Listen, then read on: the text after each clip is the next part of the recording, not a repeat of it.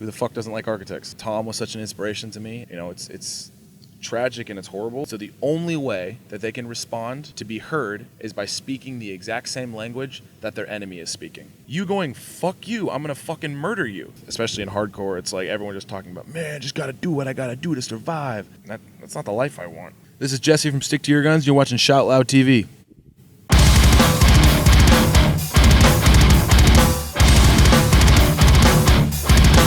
What's up, guys? Today we are in Frankfurt and I'm sitting here with Jesse Barnett, frontman of Stick to Your Guns. Round 2. You're on tour with Architects and Bury Tomorrow for 2 weeks now. How has it been so far and what do you expect for the rest of this tour? The tour's been fantastic and I expect it to continue to go fantastic. It's architects. Who the fuck doesn't like architects? And if you're watching this and you're saying, I don't like architects, then fuck you. But honestly, they're very good friends of ours. They've taken us on tour in Australia before, and we've done touring with them here in Europe, and just fantastic human beings. And to be on the road with them is great. So, yeah. Sounds very good. Yeah. After Architects guitarist Tom Searle passed away 2 months ago, he wasn't sure that this tour will happen. But now you're on the road and playing big shows. Most of them are sold out. How is this situation influencing you and the other members of Stick to Your Guns and also Bury Tomorrow, the second support act? To be completely honest, we didn't really know what to expect. When I got the news, the first thing I didn't even think of was like the tour, and then eventually I was like, oh shit, what does that mean for the tour? But it's just one of those things where Tom was such a insanely wonderful human being, a one-of-a-kind person, which is funny because he's a twin, so there's literally 2 of him. But he's just, look at the band, and Architect says it every night. It's like the band is him. He was the life force of it, and I'm sure they're giving they're being humble and not giving themselves enough credit, but still, it's. I'm such a big supporter of those guys, and then for them to go through something so horrible as this, I can't even imagine. I tried to put myself in their position and in their shoes, and I can't even imagine it. I really couldn't. They're such an inspiration to me. Tom was such an inspiration to me, and it's tragic and it's horrible, but it's like it's. I was talking with them about it briefly, and I was just like, I feel so bad, and then they're in such good spirits about it, and they're just like, don't feel bad.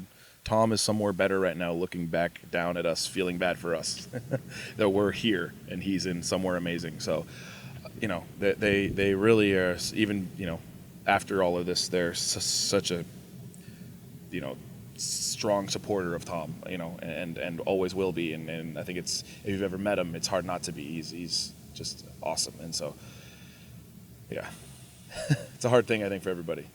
Yeah. I understand this. Yeah. A few weeks ago, you released the EP Better Ash Than Dust. When can we expect the next full-length release of Stick to Your Guns? 2017. That's it.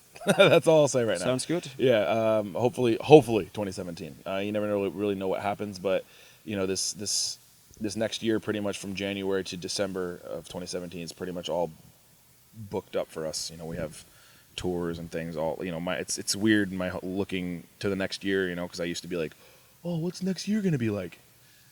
I know exactly what my next year is gonna be like. So I'm sure other things will happen to me, but as far as where I'll be on the planet, I have a pretty good idea of where I'll be and what I'll be doing, but it's exciting. It's all good things. So somewhere in there, we're going to manage to write and record a record and then also release it. So maybe fall, winter of 2017.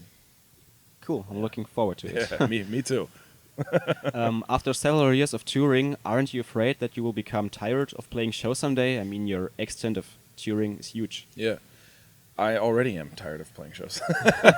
No, that's not really true. It's just one of those things where it doesn't matter what you do. You know what I mean? And you can work at a fucking money factory where you just print money all day and you get paid whatever you want. You're just not going to want to go into work some days. You know what I mean? And so, I don't want to call this work. It's something. It's this band was started on a kind of a whim, just because I just wanted to do it. It was just like a fun little fucking whatever thing. It turned into something kind of crazy, and bigger and better than me, bigger and better than all five of us. You know, it's really, you know, we get people talk to us and they tell us what our music's done for them, and that's huge. You know what I mean? Because, you know, I've created this thing, or we've all created this thing that is going to outlive us, and it's had a lasting effect on people, and it's helped people through certain things, unimaginable things. You know, people will tell me the stories on how our music's affected them, and they tell me about things that they've gone through, things that are like, whoa, that's insane. You know, people have been to some dark places, and for my words or for our music to help them in any way is kind of proof that we're capable of you know, doing things that are bigger than us, and that's what I try to kind of think about. And so sometimes when I you know, Martin knows, like, sometimes I just don't want to fucking play. Some days I wake up and I'm a fucking baby. You know what I mean? I'm crying about this, that, and complaining, but it's like, you know, that's my right as well. It's everyone's right to want to be a baby sometimes, but I try to remember those things and be grateful for the opportunity I have, because it's like I get to do so many amazing things and meet a lot of amazing people, and you know, as corny as that may sound, it's true, you know, and so I would hate to get older than I am now and look back and go, damn, I really wasted that part of my life because I was, you know, being too negative or whatever. So, you know, I do my best to love it every day. Yeah, so what do you do when you are a baby again? Do you call your mom or? Honestly, yes, absolutely. She's someone who I call and she always answers, and she always knows exactly what to say. So either my home mom or my tour mom, which is Martin, and sometimes he has to discipline me and send me to my room and say, shut the fuck up. No, I'm just kidding. But, you know, I normally can pull it back. I wake up, I start being an asshole, and then people go, hey, you're being an asshole, and I go, fuck, you're right, I am, sorry. And then I can start again. But it's not as often as I'm making it sound, as I make it seem. But, you know, just every once in a while. Once in a blue moon. Okay. I don't know if you have that saying in German. Once in a blue moon. It's like, you do? You got that? All right. But I don't know how Just to say like, it. it's rare. It's a rare thing, yeah. I'm not a baby all the time. It's very rare. Okay. Especially in Germany, your fan base is great. Show me some of your German skills, if you have some. Danke. I know that one. Bitten. I know that one. Flughafen. I know that one. Flug. I know that one. What else do I know? Vapiano. I know that one. So German. Yeah, I know, right? No, yeah, I'm there all the time. So, yeah, I need to know more German. Scheiße. I think everyone knows that one. That's important. Yeah, exactly. Scheiße. Say it all the time. That's it. I'm sorry, Germany. I'll do better next time. It's okay. We stick to your guns. You released 5 albums and 3 EPs. Would you agree that you have found your perfect musical style with Diamond, Disobedient, and Better Ash Than Dust? I think so, you know, and I think Disobedient was definitely more of like, okay, we're going to try going over here and trying this. We're going to try this. And it was cool. But then I think with Better Ash Than Dust, we started kind of heading back over more towards like the Hope Division Diamond kind of style of things. And I think people react and respond to that better. We've somehow, I don't know how we've done it, but we've managed to build somewhat of a cult following in the sense of there's people who are going to like whatever we put out, you know, and I'm grateful for that.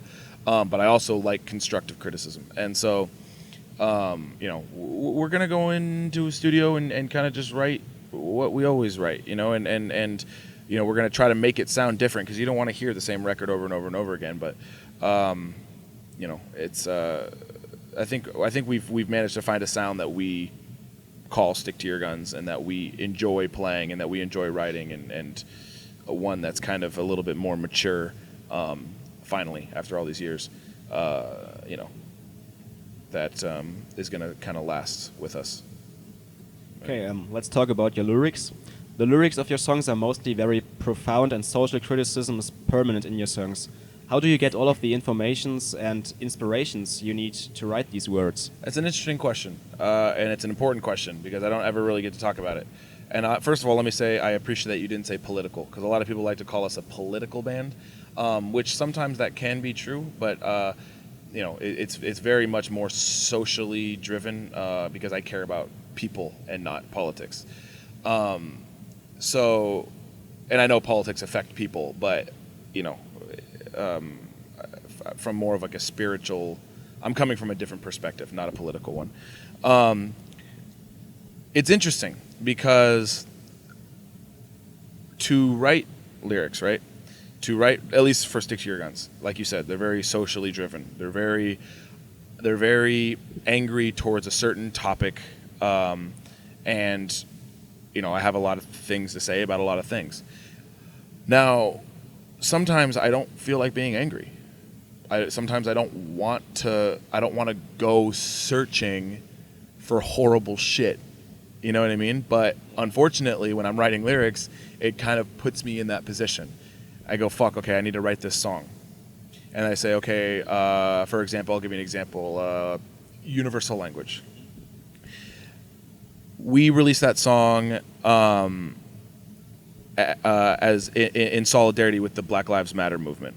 That's not really what the song was written about. It is roughly, the song was for me, I came from a position of, okay, with our presidential election that we have going on, we have a lot of Islamophobia going on, and a lot of people are saying, all Muslims are terrorists. That's just seems to be the general consensus as far as the American view on what a Muslim is. And that song is pretty much like, look, you look at these acts of terrorism, a lot of them, 8 times out of 10, 9 times out of 10, are a response to something that has happened to them. We have Obama in office right now. He's a charming guy. Everyone's like, oh, Obama, he's the fucking greatest. He's the fucking greatest. Look how charming he is. Look how funny he is. Blah, blah, blah. And that's true. He is. He still drops bombs on children. He still kills tons of innocent people with drone strikes and all sorts of things like this. And what you have is these nations who are begging. They are begging for the Western world to stop killing their children. They're begging for it. They're saying, please stop, please. This is horrible. Please stop. And no one is listening. And so the only way that they can respond to be heard is by speaking the exact same language that their enemy is speaking. And what language is that? Violence. And that's what it is. And so people only give a shit about it when it happens in a Western country. You look at the horrible things that happened at Brussels airport. You even go further back and go to the 9/11 attacks in the United States in 2001, or the countless other things that have happened all over the world for the last however many years. It's this back and forth response of just horribleness, and why we can't seem to just sit down and try to talk it out. It doesn't make any sense to me, and I mean, it makes sense to me now because what we have now is a lot of extremist groups. But a lot of those things were bred out of hatred for something that was happening to them. If I come into your house and I start fucking beating the shit out of your family, you getting angry, that's a correct response. Yeah. You going, fuck you, I'm gonna fucking murder you. Or you going, I'm gonna fucking murder your family now because you just murdered mine.